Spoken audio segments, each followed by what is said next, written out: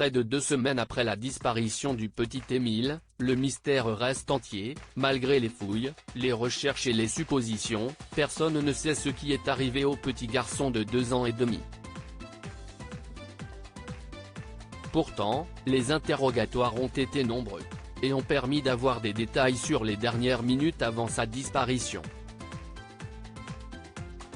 Si est un mystère difficile à éclaircir, comment le petit Émile, 2 ans et demi à peine, a-t-il pu s'évaporer si vite de la maison de ses grands-parents où il était en vacances?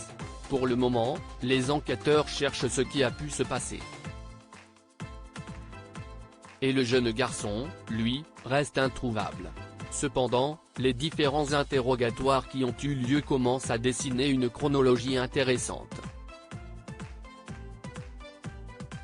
En effet, selon Paris Match, qui cite des proches de l'enquête, la disparition du garçonnet se déroule brusquement, à 17h15, alors que les grands-parents sont dans la maison et le jardin avec leur 8 cadets, la mère d'Émile, Marie, et sa petite sœur sont absentes. Émile, qui vient de se réveiller de sa sieste et vit là son premier jour de vacances, tourbillonne auprès de son grand-père. Et, en couche-culotte, il s'engage dans la rue très pentue qui passe devant la maison. À ce moment-là, le grand-père, Philippe, est occupé à charger dans le coffre de sa voiture des piquets et du fil électrique afin de clôturer un champ pour ses chevaux. Si est-il la dernière fois qu'il le verra? Tout de suite, selon leur dire, la famille commence les recherches, et finiront par prévenir la police vers 18h.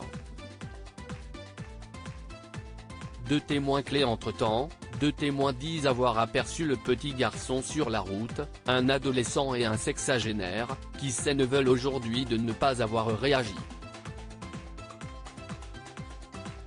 Mais tous les deux sont habitués à voir les enfants jouer dans le hameau et ne s'inquiètent pas plus que ça. Avec le centre de gravité de l'enfant, si est certain que s'il est parti à la pente, il est descendu, explique pourtant une source proche de l'enquête pour Paris Match. Alors, où est-il allé et quoi-t-il bien pu se passer? Pour la même source, l'enfant qui s'est volatilisé, aurait bien pu s'enfuir. Émile a un caractère particulier, explique-t-il à nos confrères qui le décrivent comme fonceur et doté d'un tempérament bien trempé. Bon marcheur, le garçonnet dont les parents sont arrivés très vite de leur maison près d'Aix-en-Provence serait aussi débrouillard, malgré son jeune âge. Alors a-t-il eu envie de suivre les papillons et d'aller se promener, avant que ne survienne un accident? Ou a-t-il été victime d'un acte bien pire que celui-là, ou d'un drame familial? Pour le moment, le mystère reste entier et les enquêteurs ne s'interdisent aucune piste.